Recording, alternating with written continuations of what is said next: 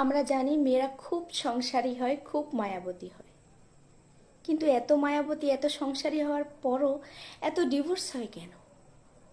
আজকাল অনেক কারণে ডিভোর্স হয়। আমরা এমন একটা যুগ জামানায় এসে পড়েছি, পান থেকে চুন খসলেই এক ছাড়াছাড়ির একটা ব্যাপার চলে আসে। এর মধ্যে সব থেকে বেশি যে কারণে ডিভোর্স হয় সেটা হলো, আমরা যে সব মেয়েরা মায়ের কথা শুনে চলি, বাবার বাড়িতে গিয়ে মায়ের কথা শুনে এসে শ্বশুর বাড়িতে এসে সেই কথা নিয়ে অশান্তি সৃষ্টি করি, স্বামীর সাথে তর্ক করি, তাদের সংসার সবার আগে ভাঙে। মায়েরা একটা কথা বুঝতে পারে না, তারা 30 বছর আগে যে জীবনযাত্রাটা পার করেছে, আমরা 30 বছর 20 বছর পরে এসে এই জামানায় এসে তারা যতটা মানিয়ে নিতে পেরেছে আমরা কিন্তু ততটা মানাতে পারবো না। তাদের যতটা ধৈর্য ছিল আমাদের কিন্তু অতটা ধৈর্য নেই।